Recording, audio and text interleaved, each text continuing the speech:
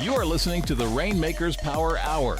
Join your hosts, Wendy Butler, Leanne Wynn, and Macy Nelson, as they interview the most successful entrepreneurs from around the world who are sharing their proven strategies to help take your business to the next level.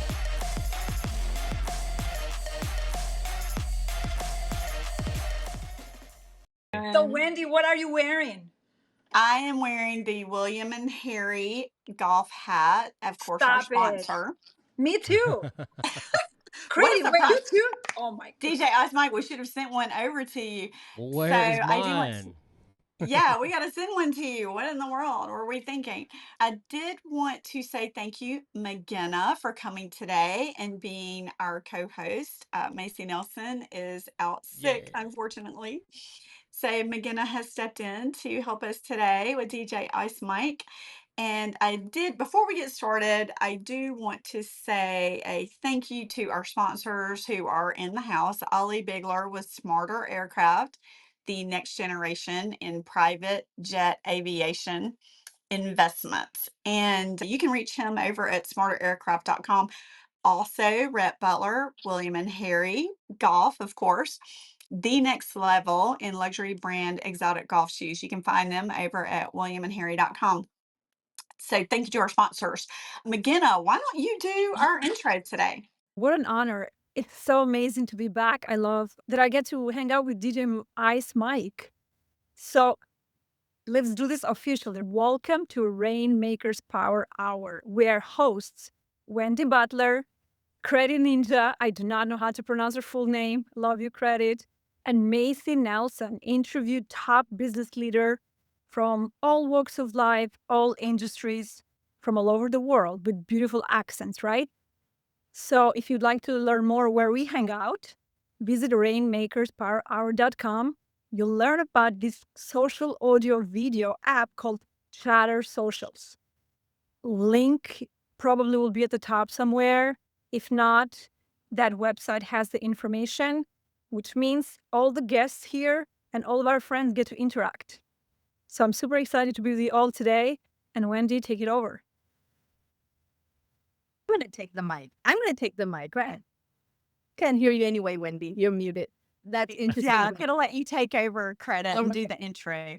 Very good. Thank you so much, McGinna. And she is our guest co-host today on Rainmaker Power Hour, where we stream every Tuesday at 7 p.m. Eastern, live on Chatter app. And of course, today we have a special guest, is DJ Ice Mike. And maybe a little backstory of how we became friends on this app, and also friends in our IRL, in real life. And it's interesting how that develops. But if for those people we are streaming at the same time, welcome to Rainmaker Power Hour for those people that are on X. And of course, we're going to be on YouTube, Spotify, and Bull Podcast. So I just wanted to add that part of it. Definitely, you'll get all that information inside of the YouTube channel that we have, Rainmaker Power Hour.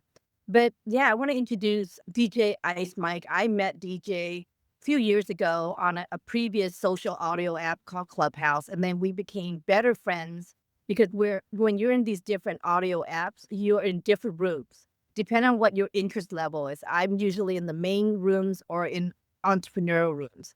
And DJ Ice Mike is usually in like the arts rooms or the music rooms and all that. So we didn't interact a lot. I knew about him, he knew about me, but we actually became better acquainted and getting to know each other in real life on an app called Chatter, which is where we are streaming live.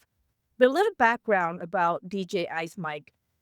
Some of his cred, that's what we call it, his credentials. That's good. He's a DJ. He has open format events. He actually was at the event for Ludacris, which he planned at a convention here at some type of real estate. He's going to expand on that. And we actually got to hang out with DJ Ice Mike in person. We actually hung out at the DJ booth, and we were very close to Ludacris, which is an OG in the music scene. He opened for Ja Rule. He has Ja worked Rule. with Ja Rule. Ja Rule. I'm sorry, I gotta pronounce that. And of course, at the Seattle Mariners, MLB, the San Francisco 49ers, that's NFL, and moving 92.5 FM in Seattle, which is a radio station. He also shared stages with Maroon 5, Lunix, Bobby Brown, Kelly Clarkson, Digital Underground, Sabrina Carpenter. Oh my God. Khaled. Oh my God. I could go on. And I know he's going to be doing stuff overseas. But at the end of the day, it was interesting to see that side of DJ Ice Mike. And of course, I want to ask you, how would you like us to address you? Because is it DJ? Is it Ice I know. Mike? Is it the guy, the GOAT? What do you want us to No, I know everybody just says it because it's my name is DJ Ice Mike. Just like they call you credit instead of Leanne. You could just say Mike or Ice Mike or something like that. But for some reason, I don't know. It's an app thing. The people kind of twist it around and say Mike Ice or Ice. Just, you can say Mike. It's fine. I'm good with that. I'm going to start out. The question is, how did you get started in the DJ music world? Because I'm always fascinated of how do you get into that world? It's such a very close-knit world. You got to know somebody, even though you have really good music. How do you break in to the DJ scene? And then we're going to talk about all the things that open up channels for you in that space, whether it's a hobby or is it relationship building. Because we do talk about that on this app quite a bit, is Right. how do you build authentic relationships? First of all, I want to thank everybody for having me. Thank you, lovely ladies and sponsors. Thank you for sponsoring. What's up, Chatter, and what's up, X? Is it Spaces? It's called Spaces. Yeah, I'm not too much on Spaces, so I don't know. So what's up? Follow me, djicemike.com. I'm just kidding. Anyways, how I got started was I came from a generation of DJ. My uncles and cousins were all in the music business, meaning like bands, DJs. And how I got into it, I was a little kid, and my cousin would always play in a band, and my uncle would play in a band, and they would travel all over the Bay Area. And so when they had intermission, my cousin would go and DJ and stuff like that. So I started doing it, and then my other cousins kind of follow suit. So we have a whole family of DJs, and I started off just in the Bay Area where there's a lot of battle DJs. So I started in the battle scene where it's all cutting, scratching, beat juggling, stuff like that. Stuff I still do every once in a while, but they took it to a whole different level. I can't even keep up anymore with the kids. But I did that. I traveled around doing DJ battles and performances all over the Bay. I moved to Guam. That's where my family is from. It's a small island in the Pacific. And I took my talents there. And this is back in like the late 80s, early 90s when the records weren't readily available. So I had an advantage. I had some records. I had skill things. So I was battling people all over Guam. And then since Guam's proximity is so close to Asia, I would go to Japan quite a bit. I would go to DJ and battle Taiwan, China, Philippines quite a bit, Malaysia, all over, even Australia, just to DJ and just to battle and represent, because Guam is a territory of the U.S. And so they would always advertise Guam or USA's best DJ. So everybody wanted to beat me in Asia and stuff. And so it was really fun. The bad thing is that I traveled to all those places and all I was focused on was DJing. I didn't get to enjoy the environment. I remember turning down scuba diving at the Great Barrier Reef. I ended up snorkeling, but just things like that I didn't really discover because I was so ultra focused on DJing. It was my life. Music was my life. And that's kind of how I got started. And just every once in a while, I'll semi-retire every once here and there, but then it just calls me back because this is my zen. This is what I do. It's not necessarily a hobby. It's a passion. It's really a passion of mine. I love doing this. And I'll keep doing this. I don't care if I'm 75, 80. I believe I'll still keep doing this. Now, do you feel that with DJing, does it keep you young and active and in the know? What's the thing? Because you got to keep moving, keep staying relevant. How's that? You do, although I do keep up with some of the new stuff, but mostly I have to go with what I really know. It's like the old school, the 90s hip hop, R&B, and house music and techno. And then the early 2000s, those are like kind of my forte. Those are the things I love doing. I can still rock some of the newer music out there, but there's just so much genres out there and so many subgenres of subgenres of subgenres that it's very hard to keep up every once in a while.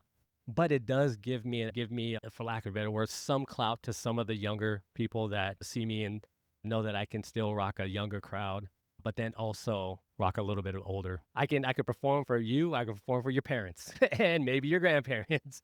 But that's the diversity, because I come from a time when it was open format. You play everything. That was the time, you weren't just specialized in house music, specialized in country music, specialized in, and I get it because you can make a living doing that. But I have too much of a like ADHD to play one style, one genre, one type of music. So I love the open format. I'll just mix it up, really. I have to jump in here real quick. I saw the photos of you with massive crowds in the background. I'm assuming that was Lollapalooza, or Yes. I know you Yeah. did USA and Sweden. And I have massive stage fright, as most of my close friends know. I have to do a lot of public speaking, which is it's a chore for me because I have the jitters so badly. Tell me about Lollapalooza and being in front. Do you thrive on this energy? Tell us all about it. Well, what's crazy is that wasn't like the biggest crowd I've done. Probably the biggest crowd is typically, it was probably in Japan when I was battling, and there was probably 20 to 20. This is before they had festivals. They would just come out and just see their DJs, representing countries and stuff. So it would have to been about 35,000 people. Lollapalooza at that time, because I was an early performer, it was probably about 25,000 people. And the thing is that I'm nervous all the way up until till I'm ready to go. Once I do my intro, then I lock in and I'm in the zone. I'm in like a crazy zone where I see and I hear everything and I notice and I can still read the crowd and everything, but I'm just locked in. Like I don't, nothing is, people can talk to me and I may respond to them. I don't know if I'm responding correctly to them, but I am so locked in. Credit saw me with when I was at Zook opening for Ludacris that I was just in a zone.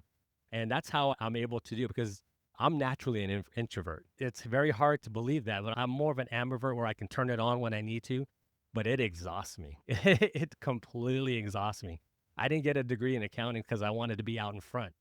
I got it because I wanted to be in the office in the background and just not do it. I didn't start going like talking on the mic when I was DJing till probably early 2000s. I never learned, I never wanted to go on the microphone. I never wanted to be in front of people. I just wanted to DJ and that's it.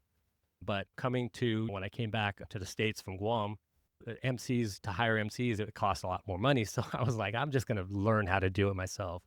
And the industry that I'm in forced me to do that, being in multifamily industry, real estate, and then also have to managing thousands of people. I've had to learn how to overcome that fear. And it's helped me in the DJ business because now I can be the personality I want to. I can turn on Ice Mike if I want to. I can turn on Mike as a boss and speak in front of tens of thousands of people about the multifamily industry or the DJ industry. And DJing, both of them kind of went hand in hand because it taught me to be a little bit more outgoing and to communicate and to network a little bit better than I imagined. I have a question. Why DJ Ice? Where does the ice come from? The Ice Mike was back in the breaking days, breakdance days. And my cousin, I was like one of the youngest ones to battle the DJ battle, not DJ, but breakdance battle. And I would do a lot of these combos. I was very athletic, flips and stuff like that. So my cousin just said, man, you're just smooth as ice. And then so he said, I'm gonna call you Ice Mike. And then it's just kind of carried on all the way through. And then so it's the same thing because he was my DJ partner for a long time. We would battle together. And so he just said, you just keep Ice Mike because you're still smooth as hell. So cold as hell, but smooth as ice. That's what he said. So I just kept that, and that's been the name. I've had a battle for that name like throughout like my career. There's other people that's called Ice Mike, and when the internet started coming around, people were like claiming Ice Mike and all that stuff. And so in the DJ world, we would say, okay, if you really want the name, let's battle for it. So we would virtual battle and things like that. And some of them I won, some of them I lost, only because I think the crowd was a little slanted. It was slanted to them because they had way more followers than I did, even though the judges said that, hey, I think the skill wise you won, but crowd participation, he kind of blew me out the water. And that's how I had to start, really marketing myself. I had to start that's where I kind of discovered, I knew marketing with the multifamily, but marketing as a DJ. And this is the beginning of the internet or the social media phase with the MySpace. I didn't do anything on MySpace, but then Facebook came out and I was like, I got to do something. I need to claim my name. And then Instagram and everything. And it it was just tough to be able to maintain that skill level as the industry evolved. The DJ industry from vinyl to CDs to MP3s to streaming right now. So I had to You keep up. sound like you're very old, but you're so young because you're like going back into Elsa, who's in the space with us today. Shout out to Elsa Lopresti. She's a young DJ in the audience. I'm sure we're going to talk to her. She's awesome. Hey, Elsa. Thanks for sharing, DJ. That's awesome. Smooth as ice. Now I'll never forget. That's awesome. I have to know, you've worked with some of the best in the industry, Maroon 5, Kelly Clarkson, so many others. Who has been your favorite? Who did you love working with and are dying to get back to do another show with? The very first person I've opened up for I was in Guam, and it was Bobby Brown. And this is, young Bobby Brown, can dance and everything. Right now he's a little out of shape right now, but Bobby Brown was probably because the thing is that when I found out I was gonna open, and you had to like audition, and basically it was a battle to open up for him. And so I won the battle and everything. And so that was the local producer. And this is the first time I've ever had to open up for somebody. And I think it was about 10,000 people. And I did, it was a 2-day concert because they couldn't, more people wanted, that was the biggest stadium we had at the time. And so I prepared like weeks for my set. I was like, I'm just going to totally impress Bobby Brown and everybody and represent my country. I did it. I felt I killed that set. I did my thing and everything. And then the evening or the next morning, they said, hey, we're not going to have you back, but thank you for performing. I was like, what the hell? It crushed me. I was like, what do I do? He goes, well, they think you did. They said that you did too good. And I was like, what do you mean? He goes, they have Bobby Brown has a DJ and he does his opening act. And it was very tough for him to follow that because 1, you played a lot of the same songs.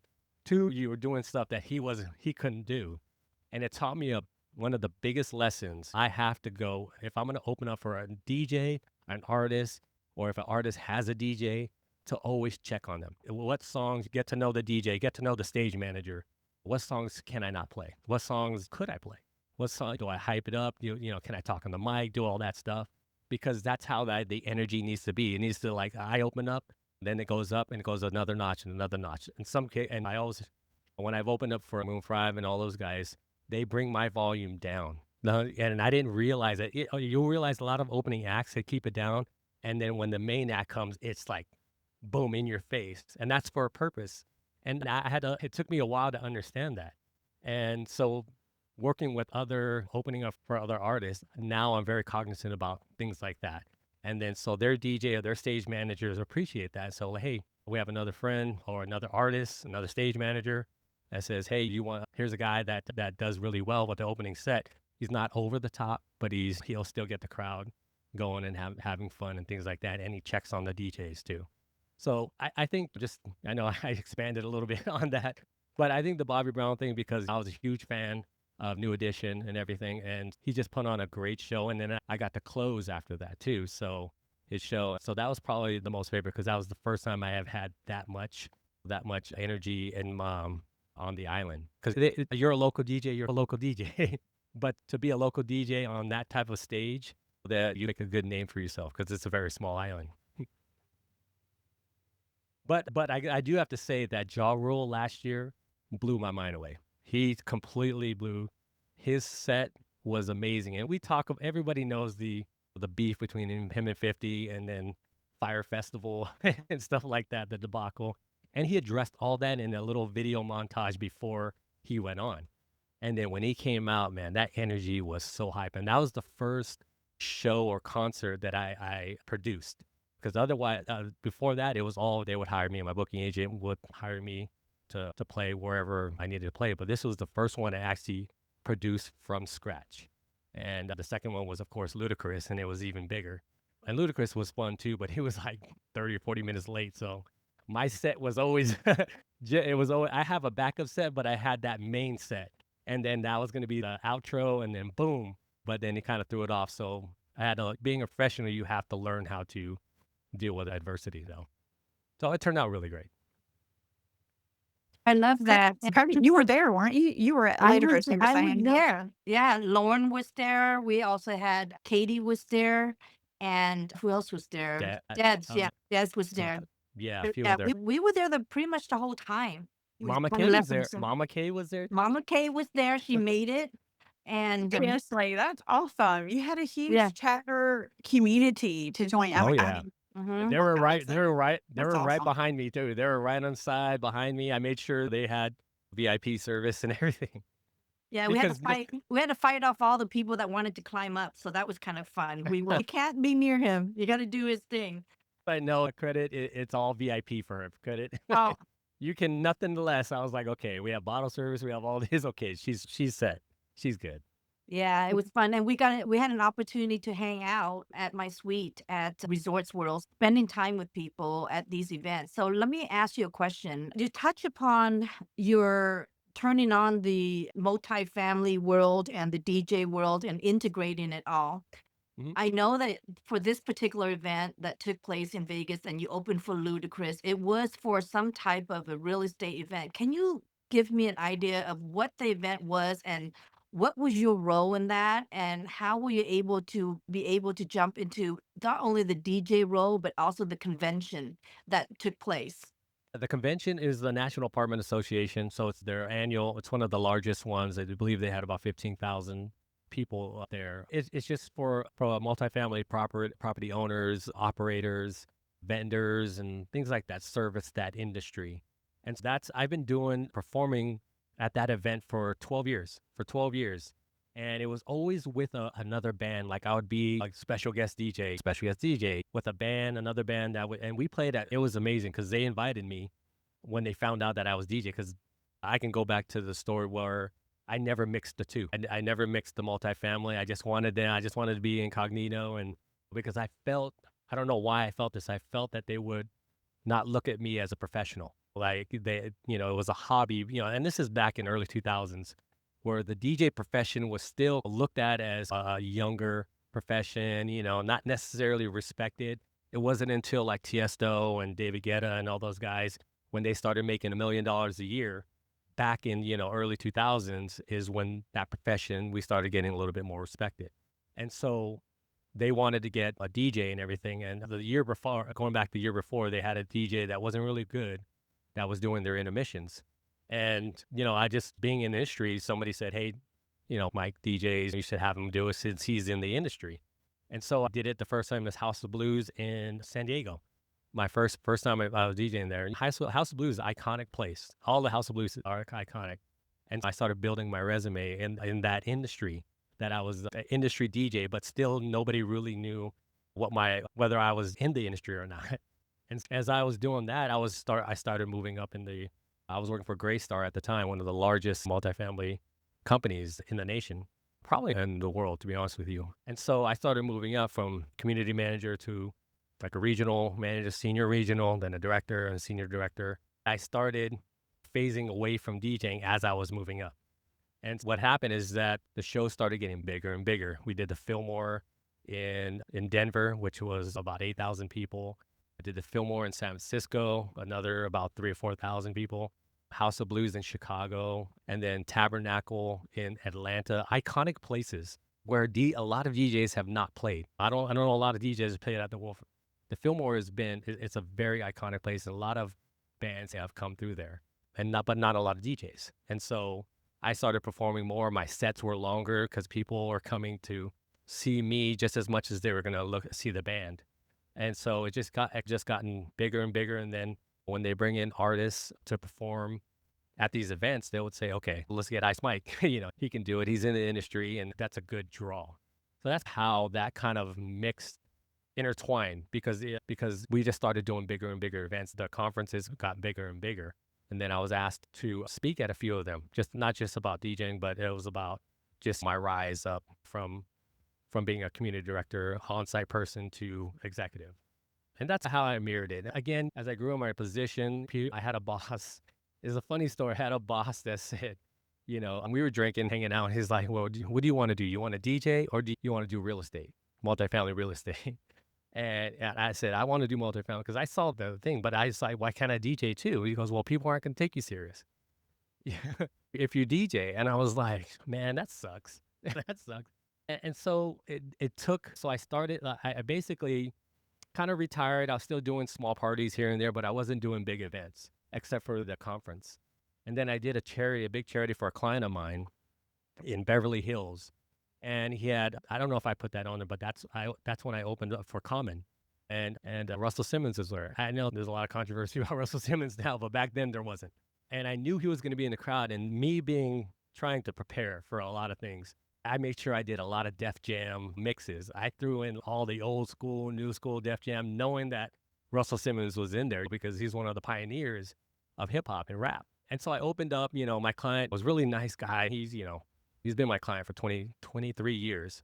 So I think I'm in his will, but anyways, I went to the back because the entertainers were back there. We couldn't really go and mingle with anybody. So I was there eating and stuff like that. And Russell Simmons came into that back area and he said, "I've been looking for you, man. That was a dope set.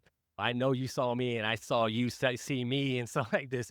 So he sits down while I'm eating and we just chop it up for like a good hour. People kept coming in and saying, "Hey, Russell, there's people want to meet you." But he goes, "I'm talking to the DJ Ice Mike." And so he just hung out and talked to me. And I told him, I said, "Yeah, I love DJing, but I'm gonna focus more on real estate."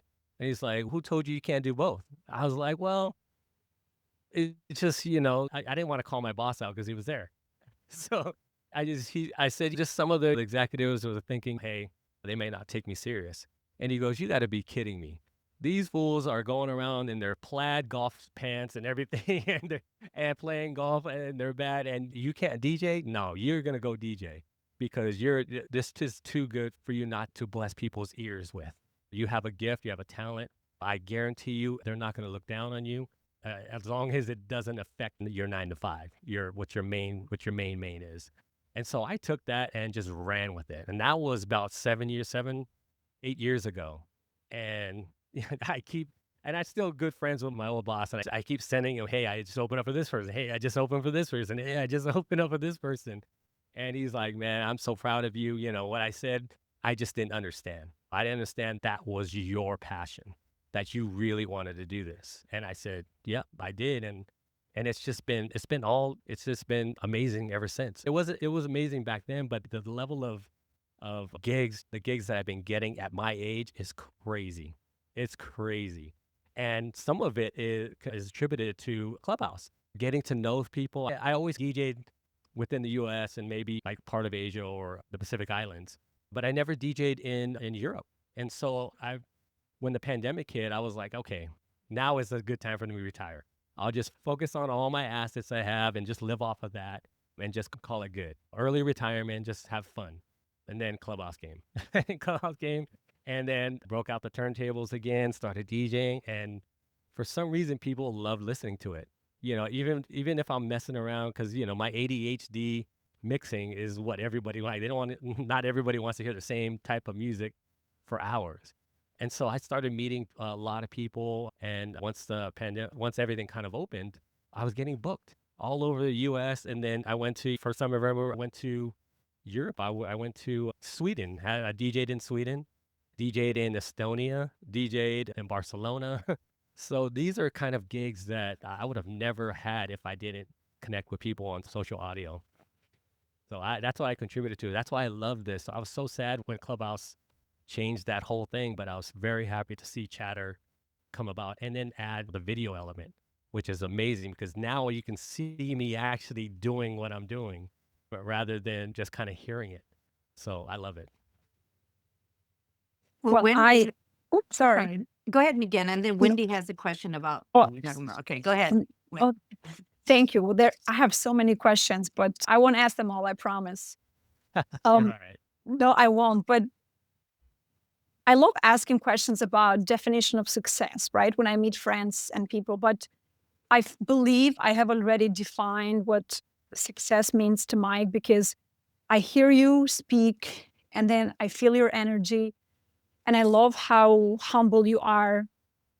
And I honestly, when you said, "Oh, it's crazy that I get booked," meanwhile, I'm thinking, no, it's not crazy. That's what's supposed to happen because you align with everyone's energy. And I am a consumer of your art because we connected on Clubhouse, but here on Chatter Social, it's 2 in the morning. You find that Albanian music and you won't give up until you play the right remix that makes me happy at 2 in the morning. Mama K walks in, you shout her out. Wendy comes in, yay. And then we have our own custom songs. When I enter the room, my song is Migna. When Holiday walks in, we greet her with a Holiday song. I'm like, who is this guy? So I won't even ask you about definition of success. But what I would like to know, Mike, is what is one thing you wish people in general knew more about a life of a DJ? Like when you're behind closed doors. Because we know the fun side, but what is the one secret you can share? Not just about you, but that world as a whole. The one, I don't know if it's just one, if it's one secret, but it's tough. It's tough to be a DJ these days because I'm only speaking now because I see where it's headed with AI and everything, and people just, saying the DJs, but they're not DJs. I want to keep the art alive. The one thing I want to make sure is keep that art alive. Don't always rely on AI. Understand the skills set that goes into it. There's so many things there. We multitask. DJs multitask like crazy, like crazy. We're thinking in a matter of seconds and sometimes minutes. We have to think about what song is going to blend in. Is the BPM good? Does it sonically sound good? So is the key right? Is the energy right? Is the crowd going to like it? Are you vibing with that? Is the club owner going to be good? Is the bar, are we going to make enough at the bar? Because if you're playing all bangers and everybody's DJing, then nobody's buying drinks. And so there's times, and most really good DJs know this, that it's okay to clear the dance floor sometimes, because if you're in a club or an industry that relies on the bar or the entrance fees and stuff like that, mostly it's the bar. The entrance fee is that's like a tip, but it's really the bar. You got to understand the expectations. A lot of the younger DJs come in and just do their set and they're gone, or they have a set, a preset, and they're not going to deviate from that. I love getting requests and people challenging me. On this app, I believe it was Rico the villain. He's like, I'm gonna challenge you. I'm gonna give you all kinds of songs and you just gotta keep mixing it. And this guy went every genre, every generation, and every slow jams to a fast jam. And that's the kind of thing that keeps me going, keeps me relevant with some of the kids and everything, because a lot of DJs just don't take requests. And there's times when I don't take requests if I'm doing like a festival or something like that. But it's just being able to be flexible, multitask, don't stress. The technology can help you and save you, but don't rely too much on it. Sometimes it's that instinct, that feel, that thing that you gotta be able to read the crowd, and not always playing things that you want to hear, but what they want to hear. But not only that, play what they didn't know they wanted to hear. That's the skill of it. When you're really DJing, you got to really take in everything about it, about the crowd, everything. And it's tough. A lot of times it could be really stressful, but if you know what you're doing, you have the experience, you have the ability to make changes on the fly. I make changes all the time, even though I know it's something that I want to play, but I feel like the crowd would like it better if I played this other one. You know what I mean? Peace. What are you doing? Throwing gang signs? Good. Oh, it does balloons. I was giving you balloons. I forgot about those things. For those of you on YouTube and There you go, so there you you go. can see that. Yeah, and you could do all these hand gestures and it creates all this fun stuff. I mean, It's awesome. okay, switching gears just a little bit, I do want to go back and touch on your multifamily. What I loved about what you were saying was that COVID hit and things were slowing down. So you just had your multifamily and you were just going to rest on that. For the most part, a lot of people were in a panic at that time. Had you been preparing this? I know you started working in your early days as a property manager. I guess you had a degree in accounting.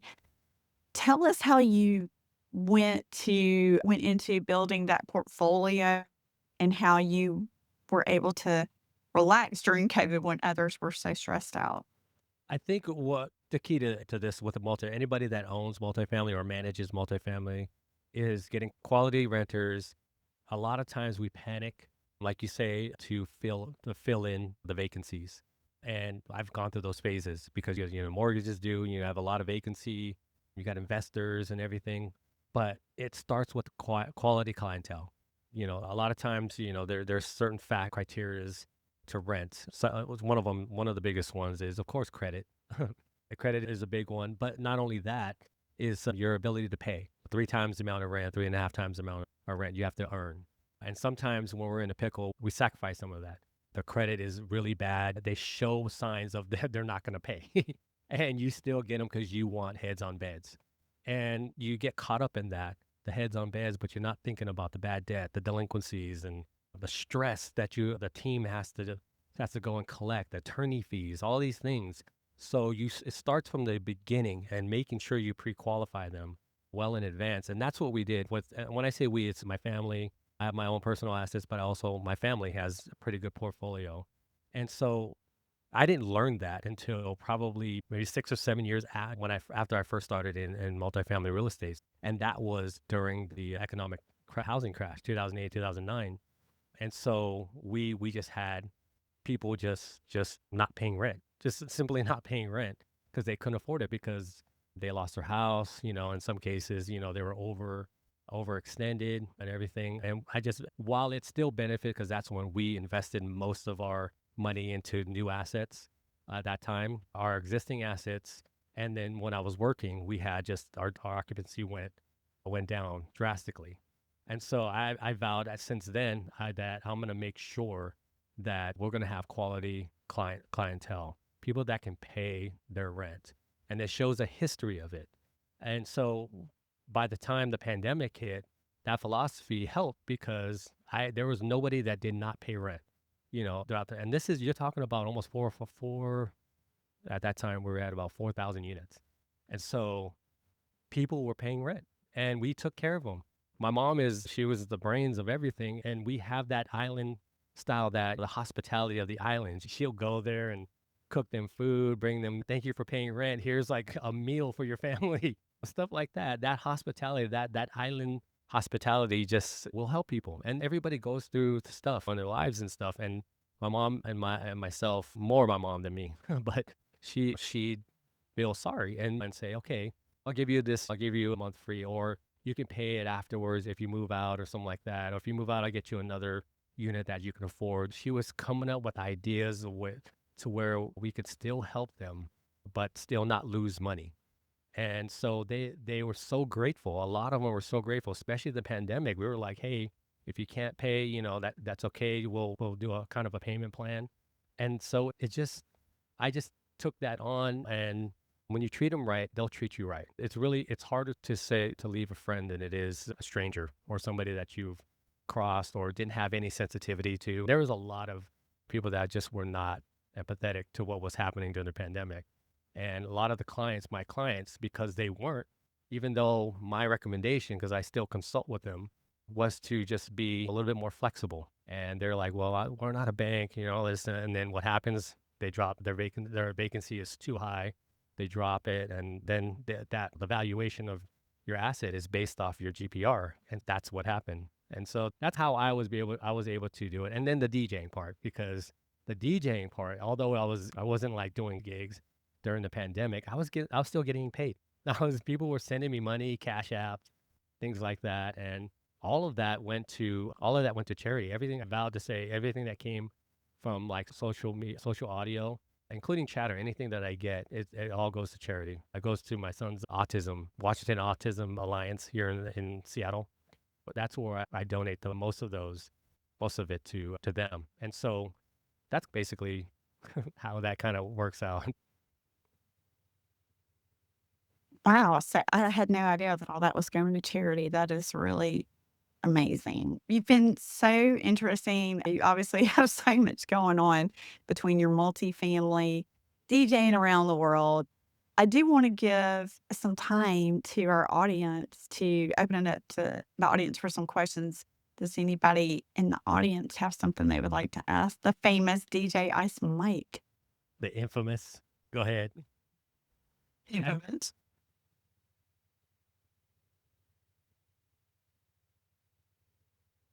Oh, I see Ange. Rhett's trying to get to his.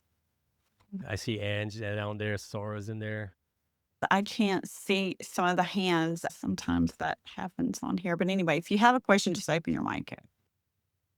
I can't see the chat. For some reason, the chat's not working for me. So my question is it much different being a superstar DJ than being like a superstar singer? I've never been a superstar singer, so I honestly don't know. But the energy, the crowd and the energy, the response that you get, the feel, I can imagine that's what the singers feel too, if they have a good following. I think the difference is that we can play all songs and get that same reaction versus just us one or two songs or maybe 6 or 7 songs that a singer can do that can get that reaction because that's what I kind of feel because then a lot of times singers there's a little bit of a lull or maybe a song that some people don't know, but with the DJs, if you're a good DJ, you're playing all songs that will just create some kind of response from your audience. And that's I feel when people are like screaming and saying oh or singing to the songs, I can imagine that's how or would feel.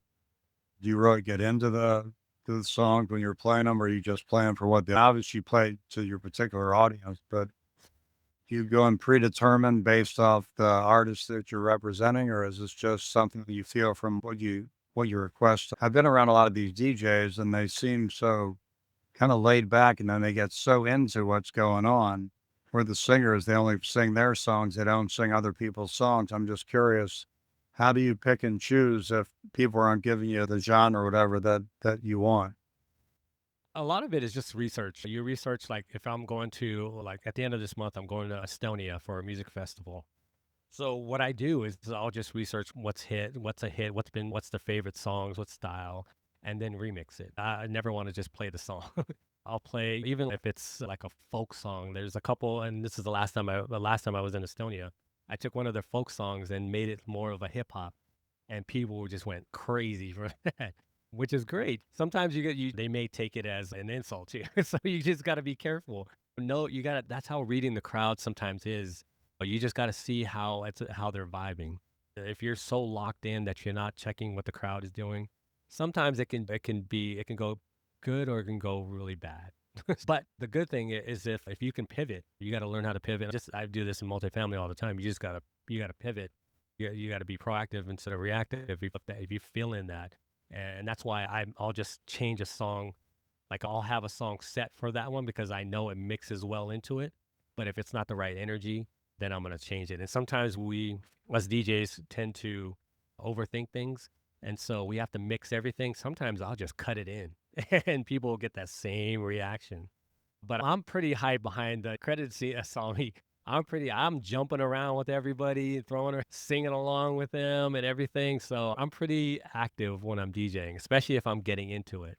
So that. I don't have a problem with the energy level sometimes, but sometimes it just takes a little to get you started though.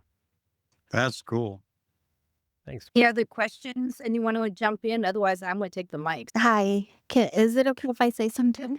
Please. Hi, Ange. I'm and you know what? I've loved this interview with Mikey. I'm lucky enough to call him friend, family, and have worked with him and still do. But he had a radio radio. We had a radio Okay, show.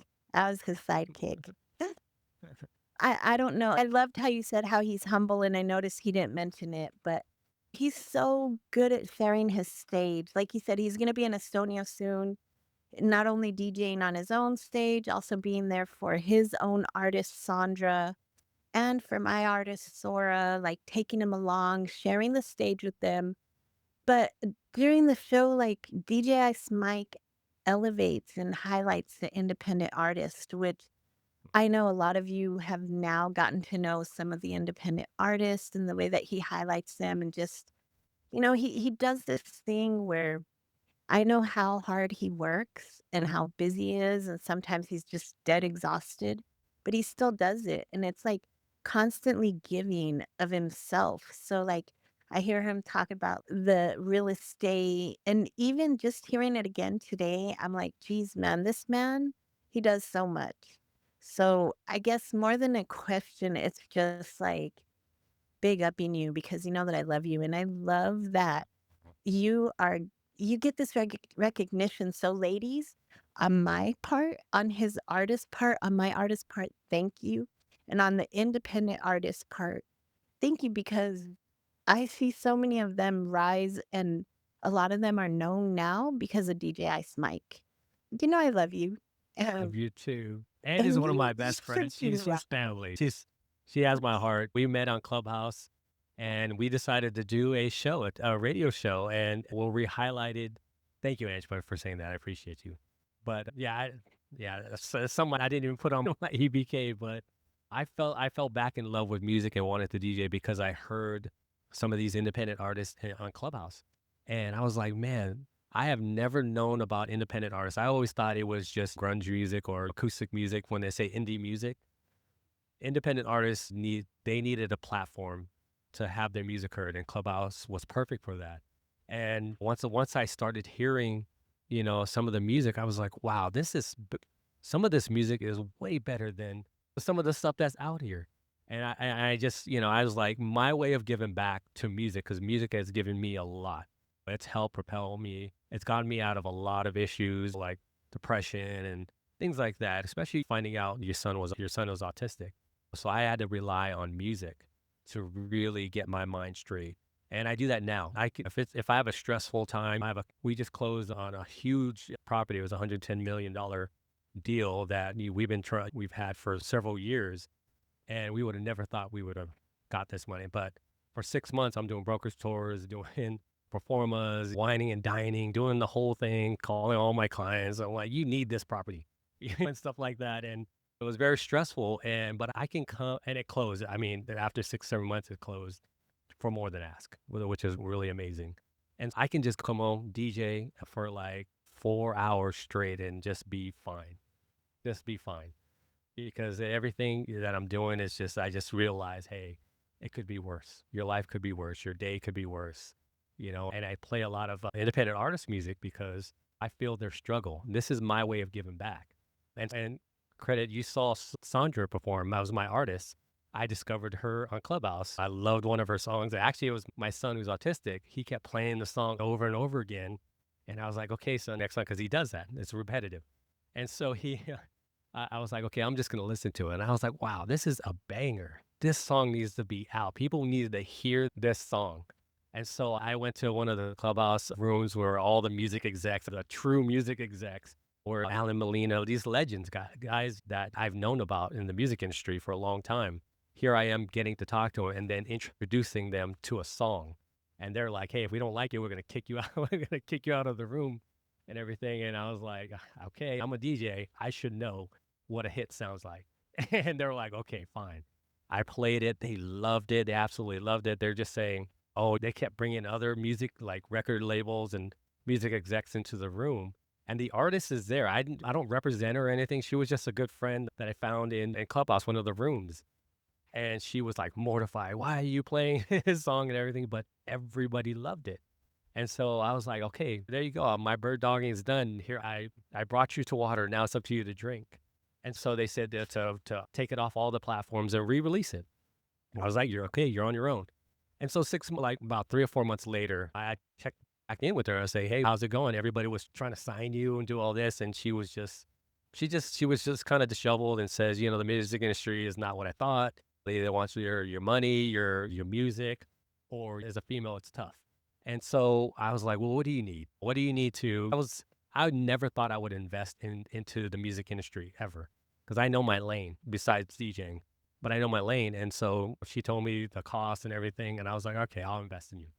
So I gave her some money and everything to take it off the platforms, re-release it, redo her image and everything. We threw a huge release party. One of my good clients has a beautiful apartment community with a nice rooftop deck in LA. He lent that to us for free and everything. And we had a lot of the music execs there too and everything, and released it. And from then on, it was And that was what, and was that 3.5 years ago? Something like that, 4 years ago. Yeah, And, 4. and so we just been partners, and her way to pay me back was just giving me some of her music publishing. So now I can just go to like especially my clients, because they love that music industry. So I was like, hey, I own some music. You guys don't own any songs and stuff like that. So they started investing in her too as well. And then she started touring with me basically. Any performance I would have, she would be part of it. And then Sora, who's in the crowd, amazing independent artist. He's from the UK, so we finally connected in LA. We performed together in LA. I don't know if you guys know Parisa. It was for her birthday, Parisa Rose. And then we performed together in Vegas because I'm an event DJ for the 49ers, and that's when the 49ers went to the Super Bowl. We got to perform there together, both artists. And then last year, Ja Rule, we brought in Sora from the UK, and then Sandra, and then another independent artist from the Bay Area. And so now her career is kicking off a little bit more because of that exposure that they would probably have never gotten because it's so hard for the independent artists. And I'm sorry for kind of with the side conversation, but it's important, that there's a lot of independent artists, even on this app, that we should support. And I'm trying to bring out more to come out and have you listen to a lot of their music. But some of you, I've had listening sessions where you've heard some of their music, and it's been amazing. So I appreciate Ange bringing that up. And the radio show was great because it was a radio show and clubhouse show. We brought in thousands of listeners because I would mix the independent artist music with mainstream music. So I would, and some of you guys heard me mix. It could be, they won't even know it's a mix or even know it's an independent artist until the end of the song. And I would be like, okay, the artist, and then I'll do a little interview with the artist and put a light on them so they can talk about the music, how to support them. And that was the entire show for a long time on Clubhouse until Clubhouse screwed everything up and changed their whole format. So this chatter is going to be a great platform because now they can have visuals, they can talk, because I think it resonates more when you see people face to face. So thank you guys for letting me 100%. And talk about that.